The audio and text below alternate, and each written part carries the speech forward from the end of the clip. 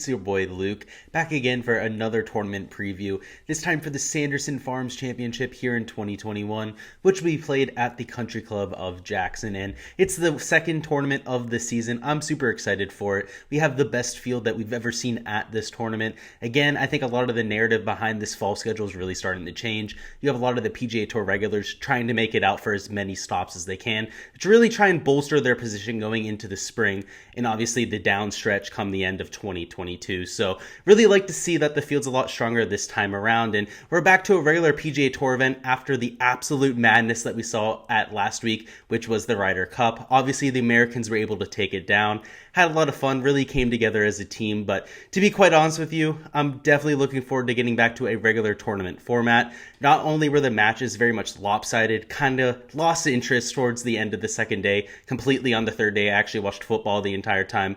You just really get a lot more excitement in this stroke play format. Obviously a lot more people in contention, just regular golf, right? That's why we're all here for anyways, so excited to get back to it. Again, we have a few headliners in this field. We have Sergio going to be the only person from the Ryder Cup making the trip. He is the defending champion, so it makes a lot of sense that he'll be here this week. We also have Sam Burns, Will Zalatoris, Matthew Wolff, Sungjae Im, all teeing it up, and that's just to name a few. Just a lot of high-end guys here. Again, really good for this tournament and good for the PGA Tour in general. So rather than this being an event where we see new winners, people breaking out for the first time, I do expect one of these stalwarts to go out there, take a win here in this fall schedule to gain some momentum here in 2021. The talent level is just too high for this field. So what we're going to do in this video is we're going to preview the tournament in terms of the field, the cut line, of course. We're going to do a full course breakdown of the Country Club of Jackson, as well as our key metrics for analysis. So strap in. The goal, of course, is to get you guys completely prepared for this tournament before the weekend, no matter your experience level. So without any more delay, let's hop into the preview for this week.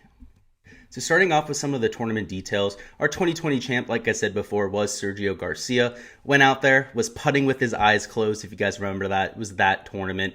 Played at the Country Club of Jackson, so we're going to see him defend his title, which is good to see, even after a long Ryder Cup week, especially with them losing. We're also going to have a full field of 156 golfers, so nice to see that we're getting back for full field events. We have a great mix of top-end talent, also a lot of the newcomers who just earned their card in terms of the Korn Ferry Tour guys, so again, great field like I mentioned.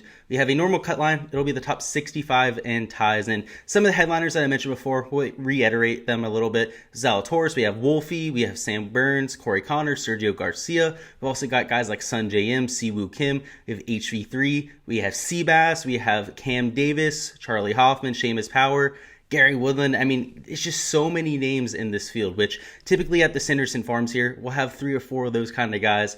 A ton of just the lower end PGA Tour regulars that will take any start they get, and then a crap ton of guys you've never heard of.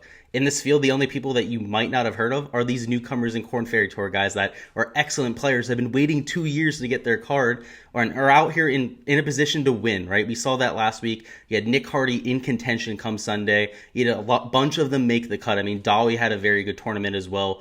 You had a few burnout. I mean, you're going to expect that. Even the best players on the PGA Tour have burnout weeks. So I expect a very entertaining affair, whether it be some of the PGA Tour regulars that we see week in and week out, or one of these new Korn Ferry Tour guys that goes out and grabs a win for the first time.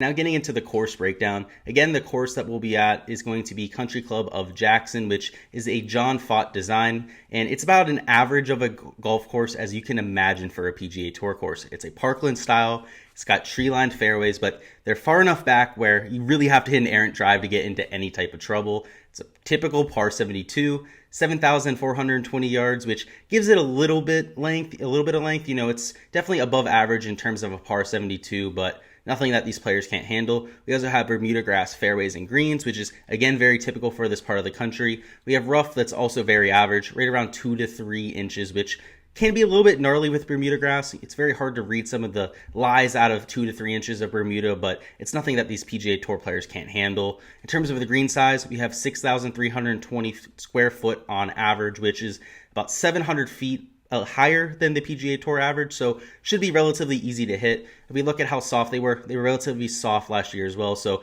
you're getting quite a bit of spin back, so should be pretty easy to hit these greens over here in Jackson. We're also going to see much lower scores this time around. Last time out in Jackson, it was very dry going into that week. The golf course was about as hard as it could have possibly been, and we still saw a winner get to 19 under par. So this is very much so a birdie fest. This is a golf course where you got to go out, shoot 5 or 6 under every single day to really keep pace. And a lot of the reason for that is that it doesn't have much slope. So this is a very flat golf course. You might see some elevation from tee to green, whether it's going uphill or downhill. But when you get to the greens, these are extremely flat. They have one of the lowest slope ratings of any of the golf courses that a PGA Tour player, you're going to see them even competing on. And as a result, the around the green play, even the putting is just a lot easier than you're used to seeing. You see a ton of putts drop. That's why you see the scoring go as low as it is. Even at a golf course that's a little bit longer than usual.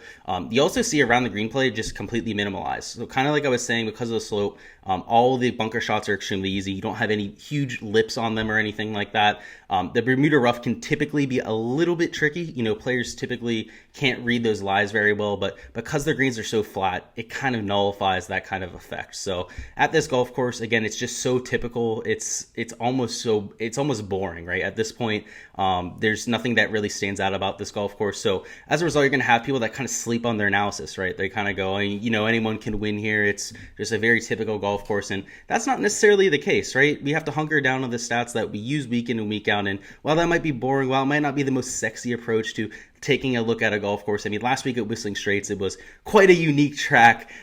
It's still just as useful to go out there and implement these stats. So let's get into some of the key metrics. Again, it's very average. Not a lot of the stats pop out. There is one stat that does pop out when we run the numbers, though. We'll get to that at number 1. But at number 3, we have birdie or better percentage. And this is going to be not only a key to fantasy success, but obviously a player's success week in and week out on the PGA Tour. I mean, you're expecting these guys to go potentially reach 20 under par for a winner, so you're absolutely going to have to go out there and score. And at the Country Club of Jackson, at this golf course, birdies are going to be plenty. They're going to come in bunches. You're going to need to have those 3 birdie streaks. You're going to need those bogey-free rounds as well to try and take down the GPP. And what I'm doing is I'm trying to attack very aggressive players. I mean, you can usually encapsulate that with this birdie or better percentage metric, essentially the amount of holes that a guy goes out there and birdies. And again, I think a lot of the aggressive players are going to get a huge boost. A lot of the hazards off the tee aren't present at a course like Country Club of Jackson. Again, the tree lines are very far from these fairways. The fairway bunkers have easy to hit out of lips, right? They're meant for resort players. They're not meant for PGA Tour professionals, to be quite honest with you. This rough isn't going to be anything gnarly, so attacking guys that can go out there, score, get to that 20, potentially even 25 under mark is going to be very important.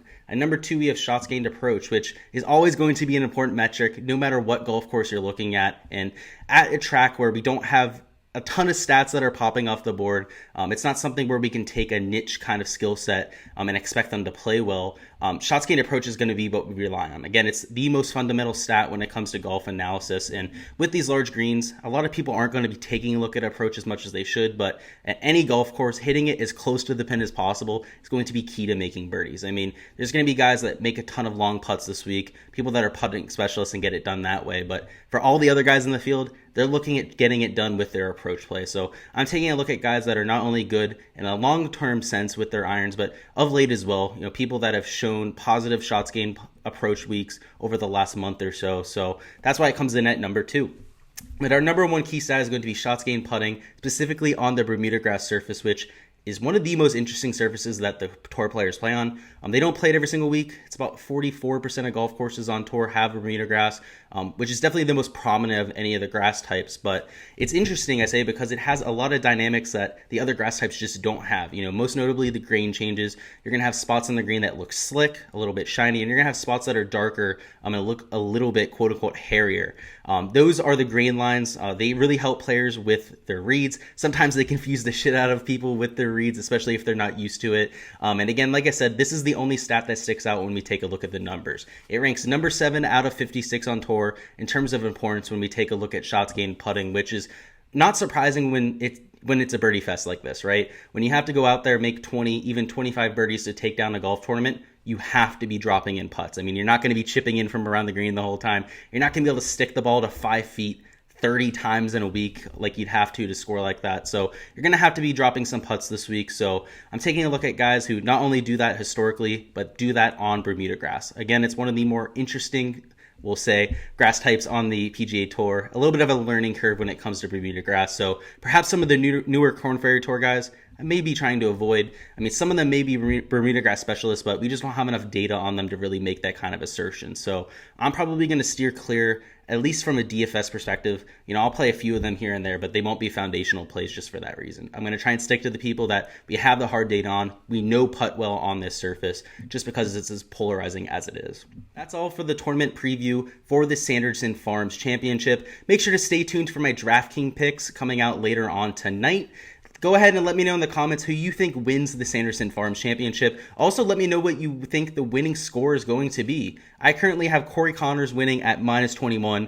Potentially might be looking at somebody like Will Zalatoris. I don't love the putting numbers, but looks really good over there at the Fortinet. So as of right now, we're going to go with Corey Connors at -21, somebody who's an absolute ball striking machine and is very good on Bermuda grass. As always, guys, make sure to like and subscribe if you guys enjoyed the content. I really appreciate the support and helping me out with growing on the channel. Football season's in full swing, so if you're a football fan, make sure to go ahead and check out my preview for Monday Night Football tonight. That's going to be between the Eagles and Cowboys, so divisional rivalry right there. If you're playing any DFS contest, make sure to go ahead and look at that. But until my DraftKings picks later on tonight, see you guys, and again, good luck with any of your lineups this week.